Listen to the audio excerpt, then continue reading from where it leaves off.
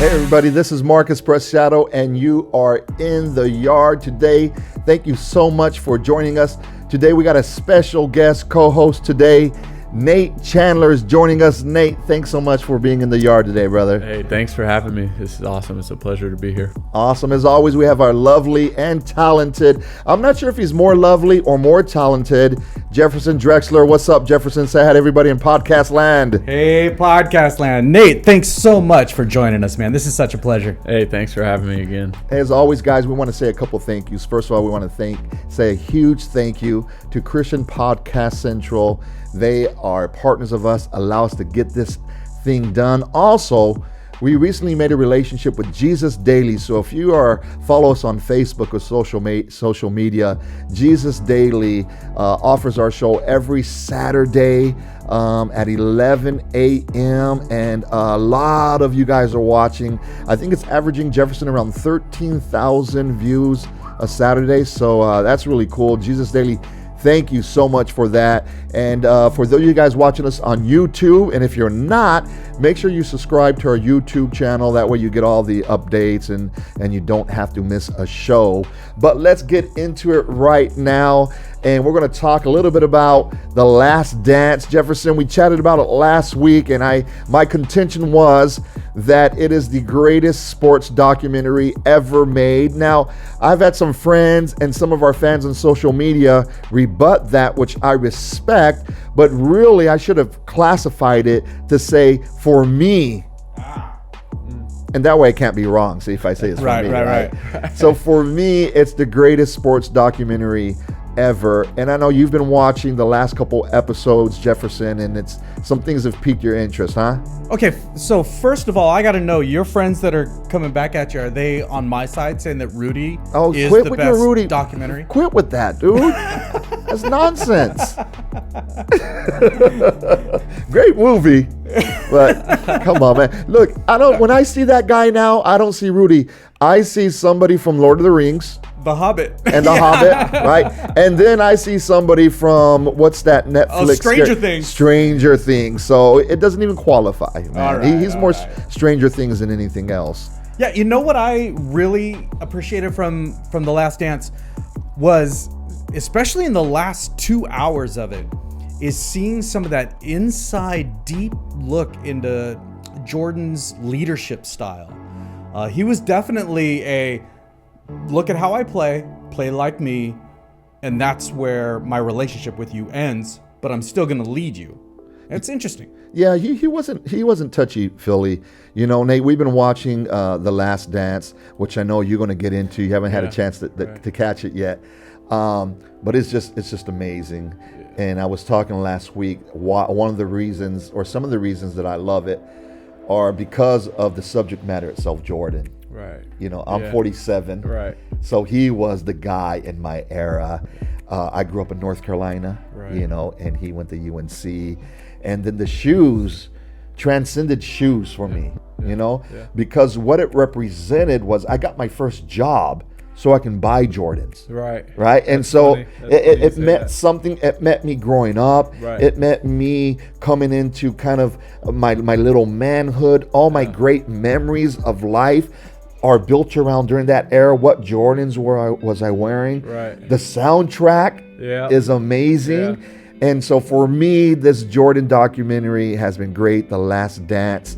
And you know, something I found very interesting, and when you see it, you see all these great experiences, Nate, that Jordan had, and relationships he had with Magic Johnson, with Larry Bird, with legendary people. Yeah. And yet when they talk about him and his friends in the Last Dance, it's not the athletes. Right. It's the security guards. Right. And his best friend, you'll find out, is this guy named George Kohler. Did you find it interesting, Jefferson, that George, this security guard, is Jordan's best friend and not somebody from the team? What are your thoughts on that? You know what my thought was? Was he part of the graphics team that typed in Michael's best friend? Because nobody else had Michael's best friend on their lower third. So you think only to him, he's Michael's best friend? Uh-huh. You know, I actually, was studying a bit on George because it's an enigma to me, Nate, that this guy that is a security guard is Jordan's best friend. Right. So what happened was Jordan's rookie year, he was at the airport, and George, who's his best friend now, just started a limousine company, right? So he goes to the airport to pick up his client. The client no-shows. George is a sports fan, sees Michael Jordan, a rookie. Wow. It's not a household name yet, right? Because he's not a bull yet. But he sees Michael Jordan. He knows somebody named Larry Jordan. Check this out. He knows somebody named Larry Jordan. He sees Michael and he says, "Hey, Larry." I get that all the Right? time. So hey, Larry. Then Larry turns around. Who's Michael? Michael has a brother named Larry. Wow. And so by chance, Michael Jordan responds to Larry. George says, "Oh, I'm sorry." Picks him up, says, "Hey, look, I have a client that didn't show up. You look like you need a ride." Jordan hops in his limousine. He gives him a ride. It was a $25 ride. Jordan gave him a $25 tip. Wow. So then they exchanged numbers. When Jordan's family would come to the games, Michael would call up George and say, "Pick up my parents." George would personally take care of them. And eventually, Michael trusted George so much that George only had one client, Jefferson, and it was Larry Jordan. It was Michael Jordan. And so then they built that relationship of friendship that now it's his best friend. So that's interesting to me how that got started. Yeah, I can't wait to watch it. I hear so many great things about it, so I'm looking forward to it. And I'm more of a binge watcher myself, so I'm kind of waiting until it's all over, and then I can go and just watch it. Can spend a couple hours just watching it and going through it. So. Totally. What shows have you binged? Oh man, there's let's see. We just finished one. It was Waco. Have you? Oh, I started watching that. Yeah, that one's pretty wild. But we're watching a new series. It's on, I think, ABC. It's called Beauty and the Beast or something, or Beast and the Beauty. It's about a local baker. Okay. Lives in Little Havana. Okay. And comes in contact with some superstar model and kind of flips his whole world upside down. This small family running this bakery, and it kind of brings in all this drama with the media and paparazzi and their relationships and all this stuff. So me and my wife have been watching that. All right. But yeah, we're All American. I don't know if you've seen it. I haven't seen it. Heard a lot about it. It's really great. Here's the deal, though. I started to watch a little bit, and I don't know if this happens to you, but for me, since I played football a lot, whenever I watch a show that's football themed and the guys can't throw a football, right, I can't watch it anymore. Yeah, and I disconnect emotionally. Right. And so my son showed me a couple clips of All American saying, "Dad, look at this kid throw the football." Right. And he was kind of like this. I said, "I can't watch that show." Yeah, But it's tough. You see guys blocking with their hand. It's obviously the technique's not there, but the story up behind it is really good. So me and my wife both enjoy that one as well. So, all right, I'll give that a shot, man. Thanks for the recommendations. So when you see The Last Dance, there's a part in it that's really cool. And it's when Jordan won his first 3 championships. Right. So Jordan won his first 3 championships. Then he retired, played baseball, which we'll get into because we know you played baseball as well before you played football. That's right. So Jordan goes back to baseball and then decides he wants to come back to basketball. So I forget which news article or which paper it was, Jefferson, but they did this crazy article on Jordan coming back, why, what it meant to the league, what was going to happen and why he's doing it. And they gave the article to Jordan to read. And he said, "Jordan, what do you think of this before I publish it?" Jordan says, "That's nonsense. I don't want that." So the writer goes, "Well, what, you write it." So it was a long article, professionally written. And Jordan sends him back the article that Jordan wrote, and it was 2 words: "I'm back." So that was the whole article, how Jordan said he's coming back, and so cool that he just said, I'm back, and he came back. And speaking of I'm back, Jefferson, I'm really excited about this, man. Being a guy of my era, right? A guy from 47 years old. These guys defined fighting in my era. And me growing up, Nate, boxing was huge. Right. Was huge. And this guy was the pinnacle of the boxing craze. Of course, we're talking about Iron Mike Tyson and Evander, the real deal Holyfield. They're talking about they're going to have fight number 3. Have you heard about that, Nate? I've seen it, yeah. And man, just seeing Mike Tyson on those speed bags and the mitts and stuff, Yes. I'm like, I don't know. He looks like he's 30 years old. I know. And it's gonna be good, and I hope it happens soon, because I'm definitely looking forward to that. Jefferson, do you have a clip of some of his training montage? Yeah, perhaps? we just showed it, and man, I do not want to get hit by Mike. I tell you what, those little commercials. You're like, I want to be like Mike with Jordan. Yeah. Don't want to be near Mike Tyson. Those clips I saw, Nate, they scared me. Oh my god. I had bad dreams that night. Like maybe Tyson was going to find me, but that's scary, dude. Yeah, and he was kind of getting on the bigger side too before he started training, and out of nowhere he just looks like he's ripped and fighting shape, like he's literally hasn't aged. Like, I don't know. I personally think Mike Tyson would take this fight.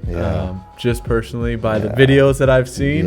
Maybe I'm wrong, but can he last more than like 2 rounds? At that age, at any of our age, the endurance that it takes to go that long.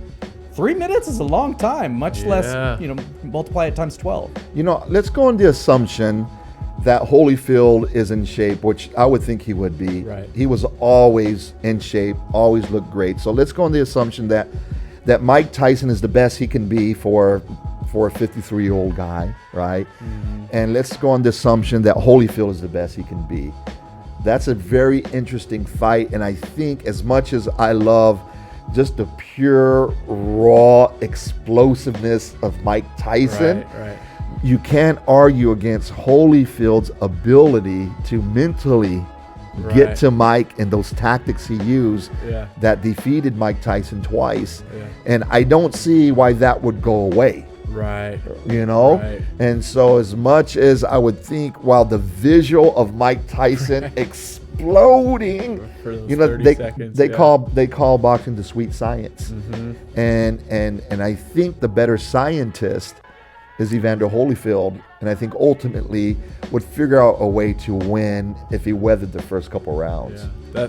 That's great. That's a great point too. And it's just like how many punches to the face can you take too at that age, So it's gonna be exciting. I'm really looking forward to hearing more about it, and hopefully have they set a date for it? No, I think they're just... is the media putting it on, or is it like confirmed that they're going to be fighting? It's confirmed that they both want to fight. Wow.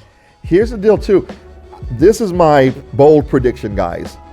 When the fight happens, I think it will be the biggest blockbuster money-making fight in the history of fights. Guaranteed. Right? Guaranteed. I think so. You have to watch it. Right. Not only do you have to watch it, but people are so hungry for sports now. Right. Because it's not available. And talk about supply and demand. Right. There is so few sports available. So if that sport became available during this time with those iconic boxers, I think it will break every record ever in boxing.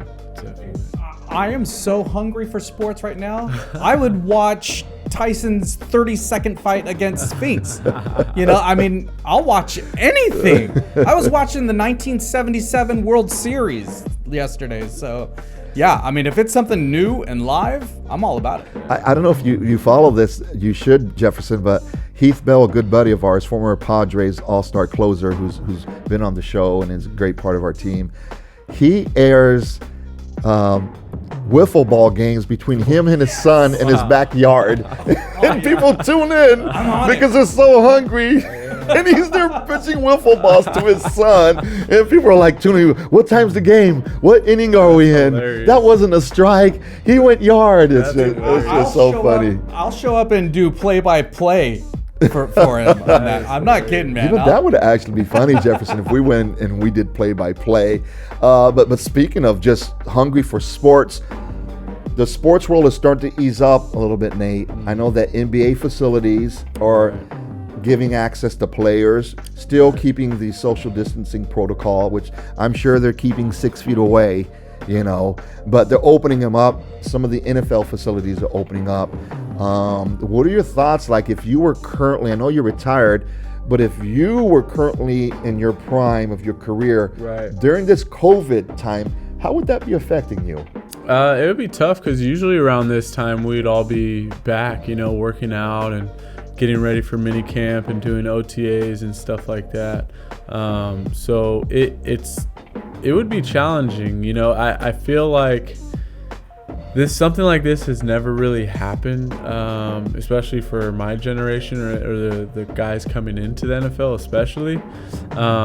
But I think that it's crucial that these guys get in there and they get ready for the season, and not knowing what the season is going to look like. But it would be interesting. I don't know how I would go about it. Obviously you have to stay in shape and be accountable for coming in shape, but it's a little different this year. There's kind of the unknown of like what's to come. Yeah, it's crazy. And like you said, people are getting desperate, Jefferson. I know Jefferson's getting pretty desperate, Nate. This is stuff that Jefferson's watching. Don't you have a clip of something that you showed me, or a picture of something that you showed me of how bad things are getting in your world that you want sports? I don't know if it's that I'm desperate. No, I'm desperate. Yeah. So we've this is what's been going on at my house. We got live cornhole. Okay, let's stop there first. Championship cornhole. First of all, by the time one's watching cornhole, there's a problem. Now, I can talk about it because I have the same problem. We had one episode where we talked about there's professional cornhole. On ESPN. Yeah, it's wild. It's crazy. Even Madden. I was at my in-laws the other day, and I think it was on ESPN, and it's two guys playing Madden. Yeah. And it's just like, so that's wow. That's and the there's sport. Commentary, there's everything, and I'm just like, I was like, oh, what game is this? And it's two guys playing Madden, and I was just like, man, this is crazy. Now, this cornhole, are they doing cornhole with social distancing right now? Oh yeah, they got no audience. They have no audience in the stands. The participants are wearing masks. Oh, come on. Some guys, they have a beard. They don't want to wear a mask. So they wear the face shield. Oh, sure. Go with the face shield. Yeah. And then they've got the officials and the scorekeeper. They're gloved up. They're, taking every precaution in order to not touch one another's stuffs. And it was funny. There was one moment, so sad that I know this, but there was one moment where a girl had tossed and she's trying to coach her teammate across the way. And she had to pull her mask aside and yell. And my son goes, oh, she took her mask off. Is she allowed to do that? Is that okay? Controversy, man. Controversy. That's crazy. So cornhole, not only is cornhole crazy, but cornhole social distancing, that's what it's come to. But man, it's crazy times. But, thank God, even though things are crazy, Nate, it's great that we don't have to trust in our circumstances. Right. We don't have to trust in our finances. We don't have to trust in our skills. Even those things are great to have them, but fortunately, if you trust in God, you can trust on Him being your foundation. Right. And we'll get into that a little bit later about your faith, because I know you're a man that loves God. But I want to turn the channel right now and kind of just talk about who you are, right? More about your life, Nate. And I know that you're a San Diego guy, correct? And you went to Mira Mesa High School. Is that correct? Yeah, Mira Mesa High School. Grew up in Mira Mesa. Played all my sports there. Like I said, baseball was my first sport that I played. So how good were you at baseball? I was talented. I wasn't like the best out there. I would say I struggle with the eye-hand coordination and stuff like that. Like there was times where I did better at different things. Like outfield was my kind of position. I played a little bit of first base, but it was never like my sport, and I never felt that. My father loved baseball, so I played baseball. My brother played baseball, but I never really progressed in baseball. My brother was really good in playing baseball. He's 5 years older. I always wanted to play football, but my dad didn't. He didn't want me to play. Okay, so what changed then? You're playing baseball. You're a good athlete. You're doing well. Right. Perhaps a potential future, maybe just because of your size and strength and a natural athlete. Right. So what happened that you shifted from baseball to football? So it was baseball, basketball I played growing up as a kid. I got into high school, and it was my 10th grade year. And at this point, all my friends are playing football, and the tryouts were coming around, and we usually go into the gym and sign our name for the tryouts. And me and my buddy, he was my size too. He was actually a pitcher on my baseball team, and he's like, "Let's go try out." And before even talking to my dad about it, I went and put my name on the list. Okay. Didn't know what position I would play. Yeah. I was like, so you didn't wait for permission from your dad. You just said, "I'm going to do it, and I'm going to let him know." Right. Okay. Yeah. And it was, it wasn't like he was against me playing football. I feel like it was him making sure that I wanted to make that decision to play football rather than him putting it in me at a young age. And he played football growing up, went to San Diego State as well. And he knew what football can do to your body and stuff like that. And being my size, he didn't want to put me in at too young of an age, as what I can imagine. So first day of practice, you have pads on. Right. What's going through your mind? So it's funny. So that first tryout that came on, I was up in the upper field in Mira Mesa. It was a JV tryout, and the varsity coaches come up on their cart, and they take me and say I'm going to be on varsity without even seeing my athletic ability, what I can do on the football field. Coach Thompson, he's their coach now. Legend, San Diego legend. Right. Yeah. And he knew me since I was a little kid, since he was with Rick Sharp, coaching Pop Warner. My dad was coaching Pop Warner with him, and they would have camps, and I'd be a little kid running the drills and stuff. So he's had his eye on me ever since I was a little kid, talking in my dad's ear saying, "When are you going to let him play football? When are you going to let him play football?" And once he saw that I was out there, he said, "You're going to be on varsity." And they coached me from the ground up. My first practice, put my pads on backwards. Didn't know how, didn't know where I was supposed to be. Super scared. Couldn't catch a ball to save my life. But as the time went on, Coach Thompson and my coaches, Coach Rowe, San Diego State guy, Ray Rowe. Wait. Yeah. Ray Rowe coached you? Yeah. So, I played with Ray Rowe. Yeah, so he's my. Oh my goodness! He taught me everything about tight end. Yeah, he played for the Redskins. Right. Ray was awesome, man. Yeah. And his son, I think, was playing at Baylor. He just graduated. Actually, he just graduated. Yeah. They did the virtual graduation or something like that. So he's been affected by this at graduating. Okay, so Ray Rowe was coaching you, right? Yeah. So he was coaching me, and then Thompson and Blevins, head coach Thompson, was the offensive coordinator. My sophomore year goes by, kind of just learning and getting in every now and then.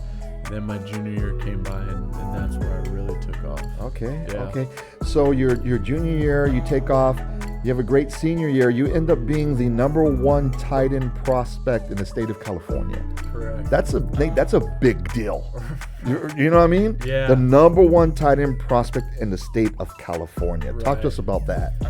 Well, it's like, who'd have thought? Like from a guy who grew up playing baseball, and just goes out on a limb and tries out. It's funny because when I tried out and told my dad about it, he said, I'm proud of you for making this decision on your own, but one thing you're not going to do is quit. And there were so many times that I wanted to quit, especially my freshman or my sophomore leading up into my junior year. And it wasn't like my dad was at every practice. He was my coach off the field. Never coaching me football, but making sure that I was doing what I needed to do. And I always knew he was watching. So when I found that out, and I excelled my junior and senior year at tight end. It was just like, wow, and that was the time when my dad really started recommitting himself to the Lord.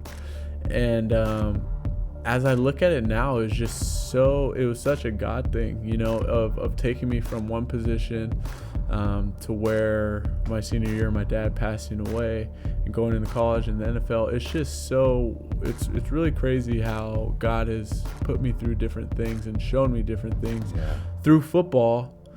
And now transitioning into a whole different part of my life, and as I look back at it, it's just like, wow, and then I look like #1 in California, UCLA scholarship, NFL, Super Bowl. Like it's really amazing, because I never could imagine like that was the path that I was going to go. Well, and your path wasn't like a straight path either. One thing that I really respect about your career and who you are is, you were the #1 tight end in California, which is a big deal. Right. And you get to UCLA, obviously huge school, legendary school.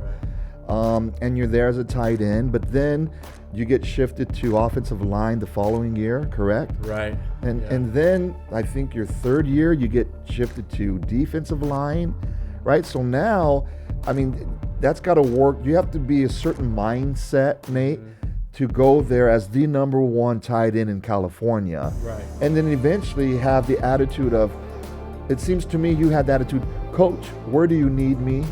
Where can I benefit the team? Right. Is that correct? It is. At first, like you said, I was a tight end. I wanted to be a great tight end. I really look up to Antonio Gates. I wanted to be just like him, or at the time, Mercedes Lewis. Yeah. I wanted to be that next guy at UCLA. And when the new coaching staff came in and asked me to move my position, I didn't know what to do. It's like, I'm a tight end. I had some phone conversations with Coach Thompson, and he said, just kind of put your ego to the side and just take this as an opportunity to learn. And it was tough for me, but like you said, I just remember my father in the back of my head when I signed up for football saying never to quit. I was thinking about transferring and all this other stuff because that's who I was. I was a tight end. Yeah. But really what was happening is I was overcoming adversity, and I was being bent and molded into the person that I was becoming, down the road as a football player, So it was very challenging, but like I said, I loved my team, and I did it for my team. So when those position changes came down the road, I was ready and prepared for that. And we know that, like you said, eventually you got to play with the Panthers, an NFL career, and even that was a little bit different. You were undrafted, correct? Right. And then you had to switch positions in the NFL as well. Tell us a little bit about that. Yeah, so I was an undrafted free agent, Carolina Panthers, and like you say, it's just a battle. I wasn't given anything. I was given an opportunity. And with that being said, as an undrafted free agent with multiple other people playing the same position, it's a fight every single day. And it just so happens that one of my close friends in my class was an undrafted free agent as well, and we played the same position. And we were in the same hotel. We were bunked. We shared rooms and stuff like that. So it was tough when they chose me over him. But knowing that, the amount of work and effort that it takes to be on a 53-man roster, I just never gave up, and I never let off the brakes. And when I got on as a D lineman, it was amazing. But that following year, they drafted 2 new D linemen, first and second round, in my position. And I wasn't expecting it, but Coach Rivera sat me down in the office, and he was asking me, how do I feel about playing offensive line?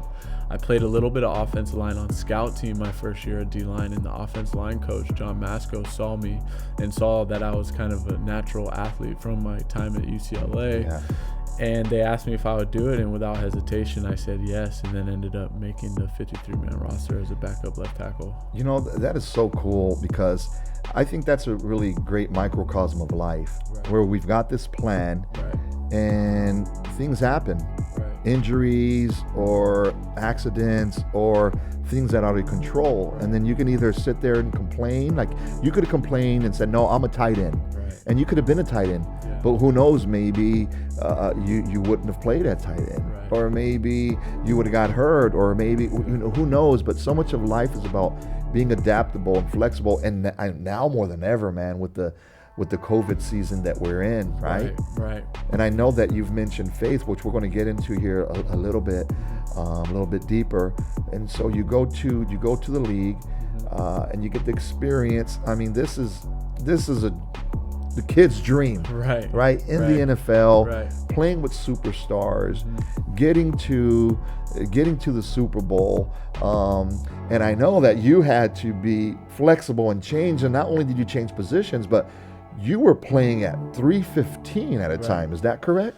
Yeah. So I was coming out of high school. I was 235, 240 going into UCLA. Wow. So 235 going to UCLA. Right. Yeah. And I would say my first year in the NFL, I was around 290, 295 as a D lineman.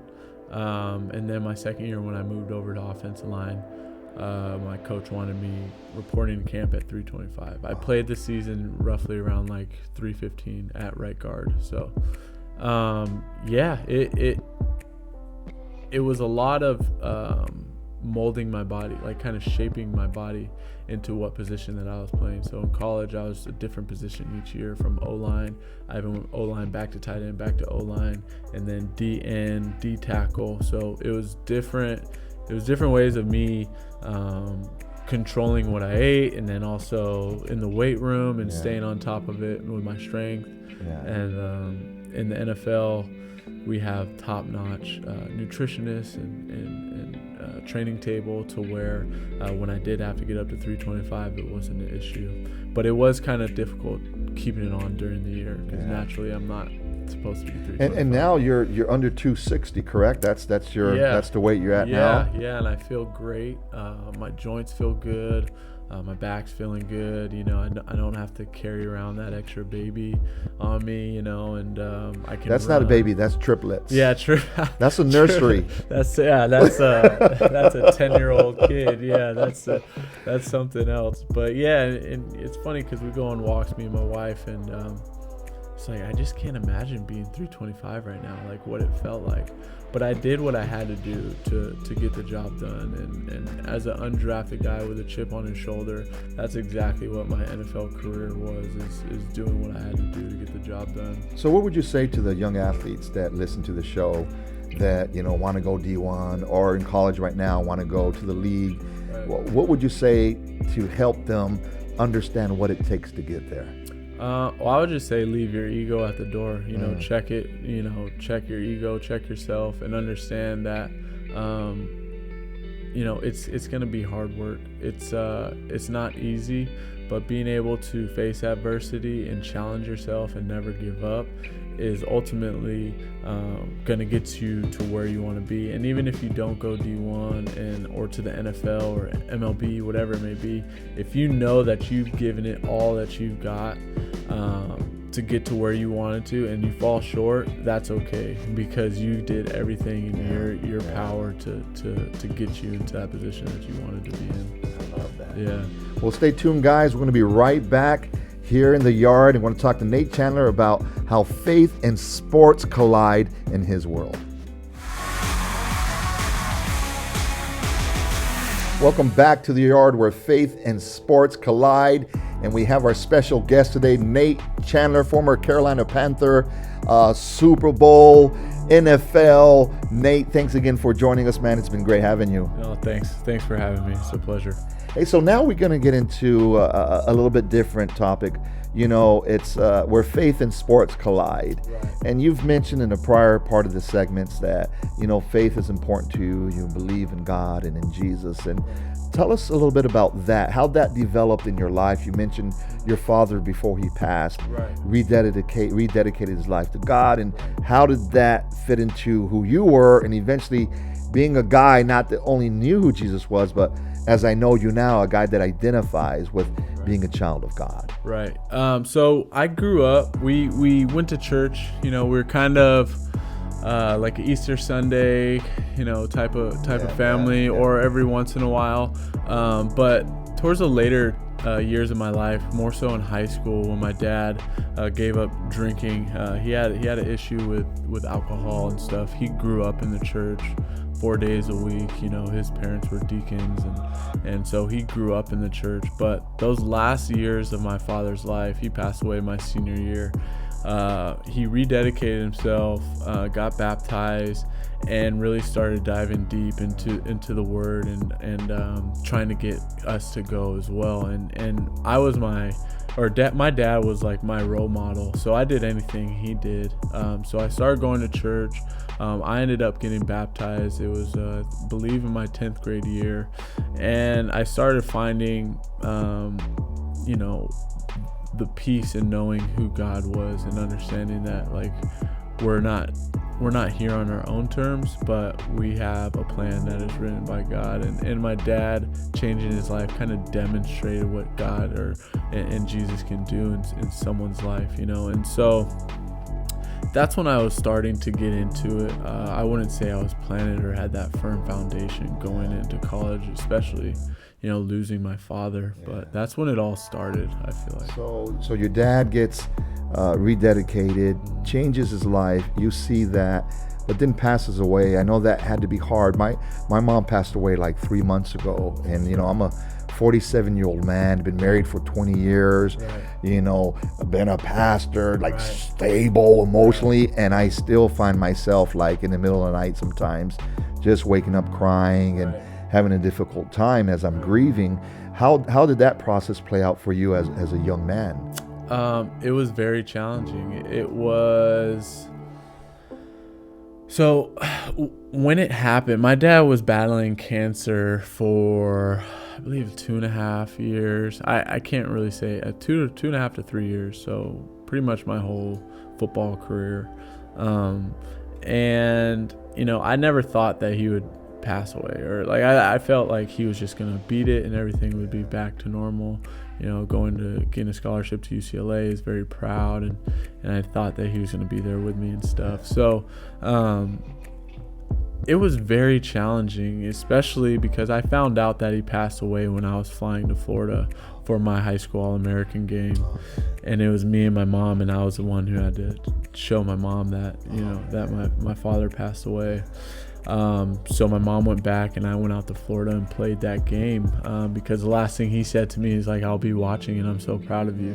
Kind of like, "Don't quit, and I'm so proud of you, and I'm always going to be watching," like he was at my football game. So I knew I dedicated that game to my father, and it was really cool because my family back home, they went to Seau's to watch the game, and Junior Seau was there, and he was hanging out with my family, and they were telling him about what went on, and so he got to watch me play. So that was really cool, seeing that. But it was very challenging. It was, I felt lost without him, because he kind of paved the way to where I got, with the discipline and keeping me out of trouble.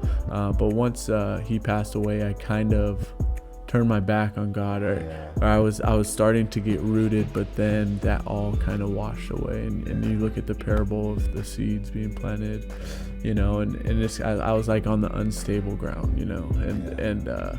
and it took some time for me to rededicate myself and understand that everything that's happening and has happened was all because of God, and my dad's where he's supposed to be, and that's it's so interesting you mentioned that passage, right? Nate, I was reading that today with my wife. Wow. In Mark, we're going through the book of Mark right now. We've been going through the Gospels, and now we're in Mark, and wow, it's so powerful where these seeds are planted, right. And depending on our heart, right. will determine what the results of those seeds are, right. And obviously, for a while it seemed like those seeds might have got plucked up by some sparrows or got burnt by the sun, right. But obviously there was enough seeds where they fell on good soil in your heart, right. And so at what point did those seeds start to really take root, and you started to really saying, you know what, I want to make this faith mine? Won't you walk us through that?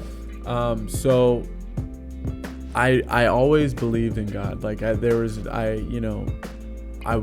wouldn't say that I did what I wasn't in the Word all the time throughout my football, college career, NFL career. I knew God was in charge, and I knew that.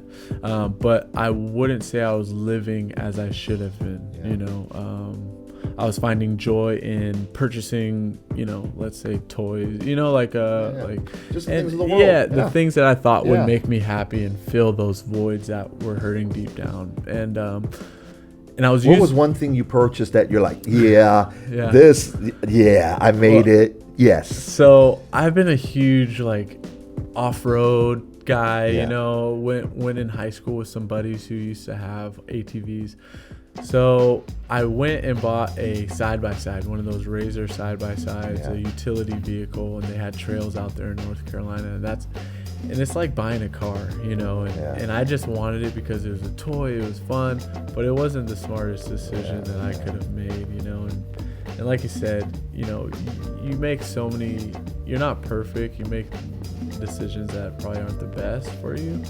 But I just was, I had this emptiness inside of me, and it was all because that pain that I felt from my dad dying, I masked it with, football and being around social environments to where, I didn't have to think about that stuff. But it all happened with me when I needed to go back, when God brought me back to Him, when football was taken away.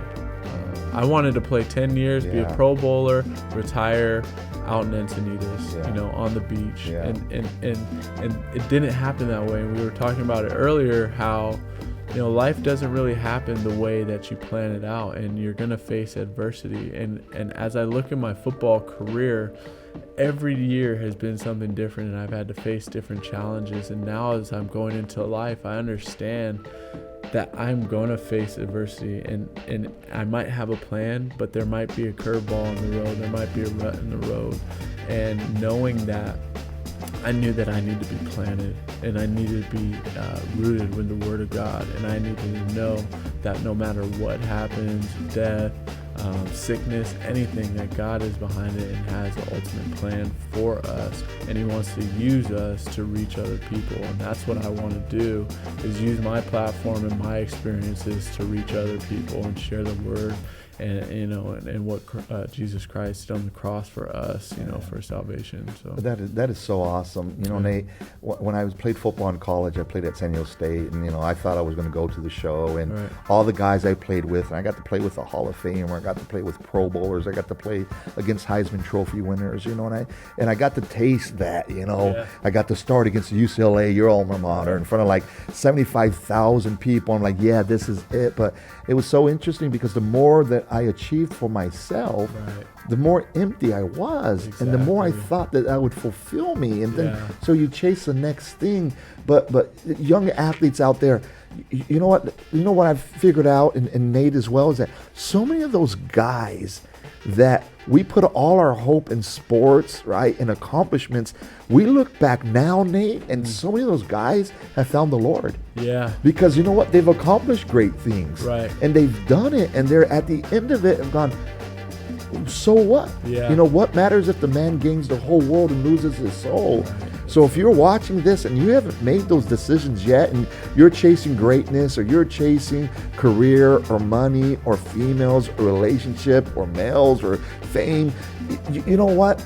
Those things won't fulfill you. Right. Here we have Nate that's been to the Super Bowl, right? You can't get higher than that, and yet that's not fulfilling. It's a relationship through Jesus Christ. Right.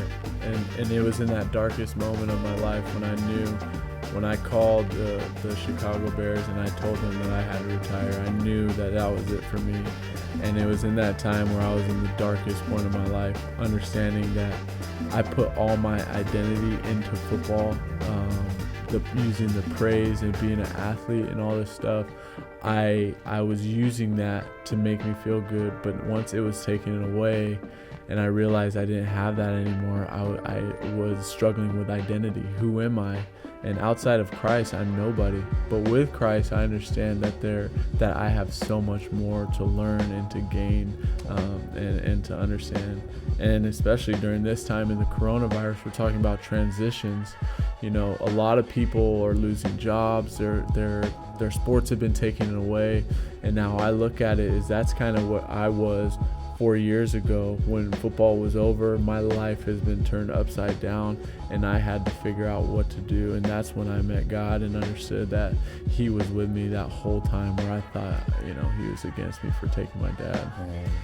I love that. And I love now this next season of your life, Nate, where you're taking that not only from the spiritual, but also to the practical, and using your gifts to glorify the Lord. I know we met a couple weeks ago feeding some local heroes, and that was awesome. But this next phase of your life, where you're going to be a firefighter and a fireman, and not only sharing the gospel to help save people, but also in a practical way, being willing to lay down your life to save people as well, man. I commend you for that, and I'm excited for you, brother. Yeah, and that's another exciting, you know, point in my life, and it's a goal of mine. It's been in my heart as a kid, so I'm just following my heart, and then also letting God take me to where I need to be.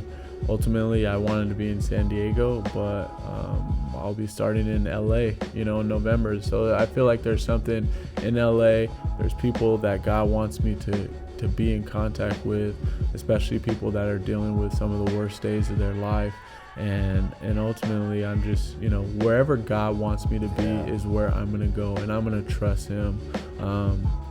If it's next week or next month, I'm just putting all my trust into God, and understanding that, you know, whatever happens, and it's not in our hands. Yeah. Nate, man, thanks so much for telling your story. Yeah. We appreciate it. We look forward to you having the next thriving career, and then coming back on the yard again and telling us about it. Yeah, thank you. Thanks for having me. This is an awesome thing that you guys are doing. Thanks a lot, man. Yeah, cool.